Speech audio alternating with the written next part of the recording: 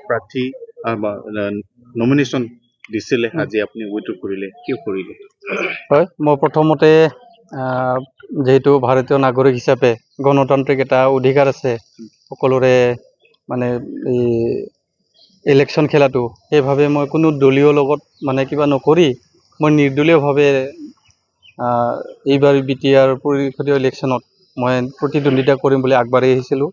কিন্তু বিভিন্ন দিশত মানে সামগ্ৰিকভাৱে কিছুমান কথা চিন্তা কৰিবলগীয়া হ'ল।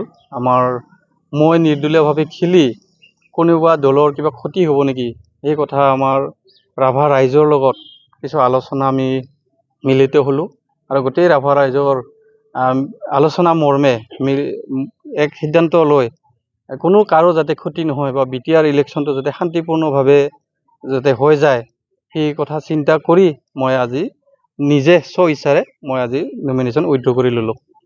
সমৰ্থন বিচাৰিয়ে তেখেত মাত্ৰ মানে প্ৰাৰ্থী হিচাপে নমিনেশ্যন দিছিলে, তেওঁ আজি উইথড্ৰ কৰিলে।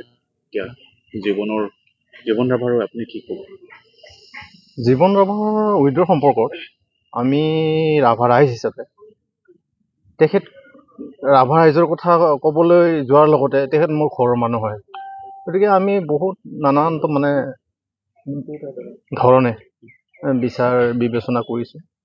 এই সম্পৰ্কত যিহেতু ডেকা ল'ৰা, জিলা আৰ্চৰ এছিষ্টেণ্ট মানে ছেক্ৰেটেৰী হিচাপে তেওঁ দায়িত্ব লৈ আছে। তাৰ উপৰিও বেহেৰগাঁও যিখন নেকি কলেজ, তাতো তেওঁ মানে কাৰ্যত মানে জড়িত হৈ আছে। ঠিক তেনেকৈ সেইবিলাক দিশ তেওঁক মানে চালি জাৰি চাবৰ কাৰণে, চিন্তা কৰিবৰ কাৰণে কোৱা হয়। আৰু ইতিমধ্যে যিহেতু তেওঁৰ যিটো নেকি নমিনেশ্যন দিয়া সময়, তাৰ যিটো প্ৰস্তুতি, তাৰ বহুত পূৰ্বৰ পৰা মানে প্ৰস্তুতি যদি থাকিলেহেঁতেন তেতিয়াহ'লে হয়তো কিবা কৰিব পৰা গ'ল হয়। কিন্তু খুব মানে হুৰমূৰকৈ লোৱা নিচিনা তেওঁ এটা সিদ্ধান্ত লৈছিলে। সেই সিদ্ধান্তই তেওঁক বা ৰাভা ৰাইজক সহায় কৰিব বুলি পেলাই আমি নিশ্চয় ভাবিব নোৱাৰোঁ এই মুহূৰ্তত। যিহেতু আমাৰ মানুহখিনি ইতিমধ্যে বিভিন্ন দলত থকাখিনি দলে দলে গুচি গ'ল। যিখিনি আমাৰ মানে ৰাইজ মানে জনসাধাৰণ, সৰ্বসাধাৰণ কোনো দলত নাই, তেখেতসকলকো আমি মানে আমাৰ পক্ষত আনিবৰ কাৰণে নিশ্চয় এই মুহূৰ্তত আমি দাবী কৰিব নোৱাৰোঁ, অনুৰোধ কৰিব নোৱাৰা নিচিনা এটা সময়। গতিকে তেখেতক মানে উইথড্ৰ কৰাটোৱে ভাল হ'ব বুলি পেলাই আমি পৰামৰ্শ দিলোঁ।